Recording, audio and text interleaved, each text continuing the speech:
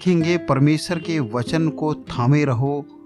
कैसे हम परमेश्वर के वचन को थाम सकते हैं? मरकुस रचित सुसमाचार के 4 अध्याय के 35 वचन में इस प्रकार से लिखा है, यीशु ने अपने चेलों से कहा, आओ हम पार चलें। ये घटना तब की है जब अभी थोड़ी देर पहले यीशु मसीह ने एक बीज बोने वाले दृष्टांत के बारे में सुनाया था, जिसमें यीशु ने अपने चेलों और लोगों को समुद्र झील के किनारे समझाया था कि जब बीज बोया जाता है तो शैतान आकर उस बीज को उठा ले जाता है, आपके मन से, आपके दिमाग से चुरा लेता है। मरकुस रचित सुसमाचार 4 के 15 में। इसके थोड़ी ही देर बाद यीशु अपने चेलों के साथ झील के पार चलने के लिए कहता है और वे भीड़ को छोड़कर जैसा वह था वैसा ही उसे नाव में साथ में ले चले। हम आगे देखते हैं कि उसके साथ और भी नावें थीं। तब बड़ी आंधी आई, लहरें आई और यहाँ तक लहरें आने लगी, आंधी उठने लगी कि वो नाव को दबाने लगी। नाव में भी पानी भरने लगा कि वह अब पानी से भरी जाती थी और वह आप पिछले भाग में गद्दी में सो रहा था। इतनी आंधी तूफान में प्रभु यीशु मसीह सो रहे हैं। तब उन्होंने उसे जगाकर उससे कहा, हे गुरु, क्या तुझे चिंता नहीं कि हम नाश हुए जाते हैं? तब यीशु मसीह ने उठकर आंधी और तूफान को डांटा और पानी से कहा, शांत रह, थम जा। और आंधी थम गई और बड़ा चैन हो गया। और उसने कहा, तुम क्यों डरते हो? क्या तुम्हें अब तक विश्वास नहीं? अब सवाल ये उठता है कि यीशु ने अपने चेलों को क्यों डांटा? क्योंकि जब यीशु मसीह ने पहले ही कह दिया था कि आओ हम पार चलें, मतलब हम पार जाएंगे। चेलों को चाहिए था कि परमेश्वर के उस वचन को कि आओ हम पार चलें थामे रहना था, अर्थात परमेश्वर के वचन पर विश्वास करना था, भरोसा करना था, उसे पकड़े रहना था। स्वर्ग और पृथ्वी को बनाने वाला परमेश्वर स्वयं उस नाव में है और उसी ने आदेश दिया है कि आओ हम पार चलें। तो क्या समुद्र जो उसी की सृष्टि है उसको डुबा सकता है? कदापि नहीं। कई बार हम सोचते हैं यदि यीशु ने कहा है तो हमारे जीवन में कोई समस्या नहीं आएगी। देखिए, समस्या तो आएगी, क्योंकि कोई है जो प्रभु के वचन को फेल करना चाहता है और उसका नाम शैतान है। वो हमें फेल नहीं करना चाहता, वो परमेश्वर के वचन को फेल करना चाहता है। इसलिए वो उसे फेल करने के लिए, असफल करने के लिए सब कुछ करेगा। लेकिन याद रखें, प्रभु ने कहा है, हे धरती और आकाश टल जाएंगी, लेकिन मेरा वचन कभी भी बिना पूरे हुए नहीं टलेगा, एक मात्रा भी नहीं टलेगा। समस्याएं आएंगी, आंधी तूफान आएंगे, लेकिन आपको और मुझे उसके वचन में बने रहना है, उसके वचन को थामे रहना है, क्योंकि वो वचन पूरा होकर रहेगा, चाहे कुछ भी हो जाए।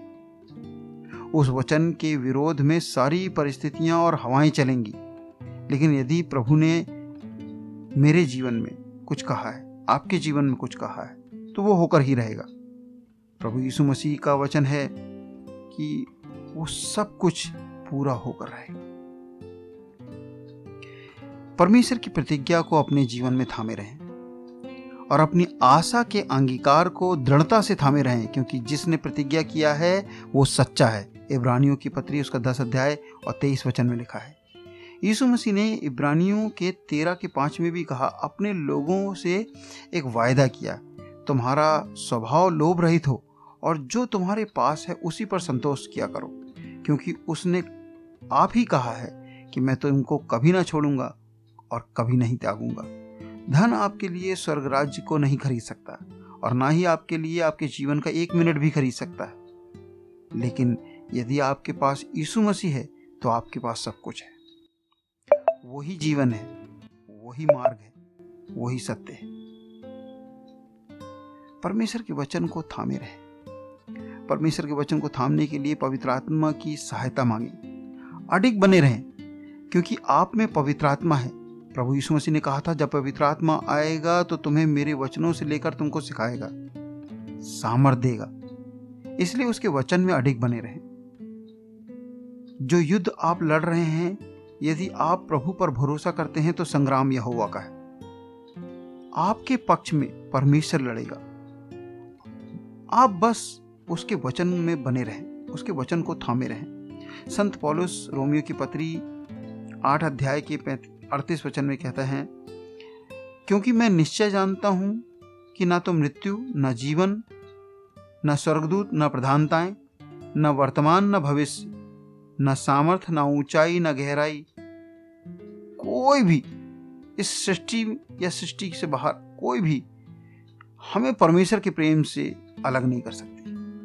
जो हमारे प्रभु यीशु मसीह में हमारा प्रेम है, उसको कोई अलग नहीं कर पाएगा। हाँ प्रियो, परमेश्वर के वचन को थामे रहें। इस ऑडियो में जो आप सुन रहे हैं, हम परमेश्वर के वचन को कह रहे हैं, सुन रहे हैं। उसने हमसे प्रतिज्ञाएं की हैं और उसके वचन को यदि हम थामे रहें तो हमको बड़ा प्रतिफल मिलेगा। हम किसी भी परिस्थिति में अडिग खड़े रहेंगे।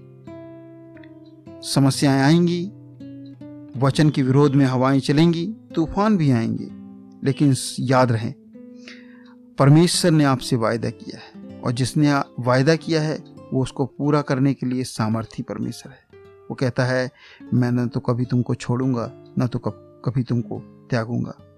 आपका युद्ध आपका नहीं, वो यहोवा परमेश्वर का है। तुमने बड़ी भीड़ से मत डरना, तुम्हारा मन कच्चा न हो, क्योंकि युद्ध तुम्हारा नहीं, परमेश्वर का है। अब तुम्हें नहीं लड़ना होगा, परमेश्वर के वचन को थामे रहें। संग्राम यहोवा का है। God bless you.